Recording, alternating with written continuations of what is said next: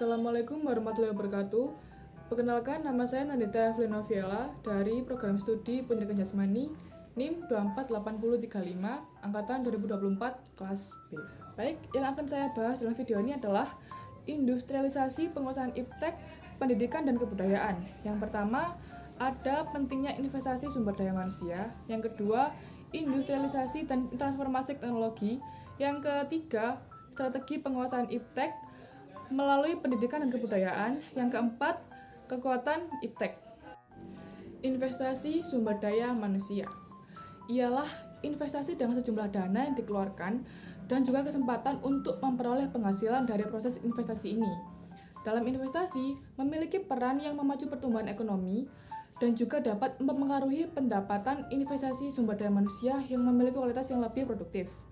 Yang dihasilkan selama proses investasi ini sebagai imbalannya dan mengharapkan perolehan yang lebih tinggi untuk mencapai tingkat konsumsi yang lebih tinggi juga. Semakin tinggi sumber daya manusianya, maka semakin tinggi juga efisiensi dan tingkat produktivitas negara.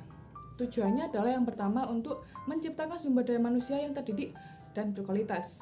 Yang kedua, peningkatan produktivitas individu.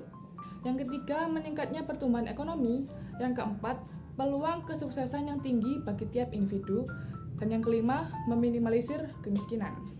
Kemudian ada industrialisasi dan transformasi teknologi. Industrialisasi adalah proses perubahan ekonomi dan sosial yang ditandai dengan pergeseran dari sektor pertanian dan rumah tangga ke produksi massal di pabrik-pabrik. Transformasi teknologi atau transformasi digital adalah proses mengintegrasikan teknologi digital ke dalam berbagai aspek kehidupan seperti bisnis, organisasi, dan masyarakat. Transformasi teknologi bertujuan untuk menciptakan nilai baru dan pengalaman yang berbeda bagi pelanggan, karyawan, dan pemangku kepentingan lainnya. Transformasi teknologi dapat mengubah cara transformasi beroperasi. Transformasi teknologi dapat mengubah cara organisasi beroperasi, berinteraksi dengan pelanggan, dan menciptakan nilai.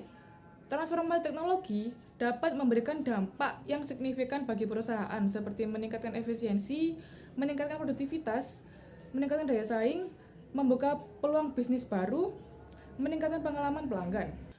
Kemudian ada strategi penguasaan iptek melalui pendidikan dan kebudayaan yang dapat dilakukan dengan cara yang pertama, memanfaatkan teknologi dalam pembelajaran.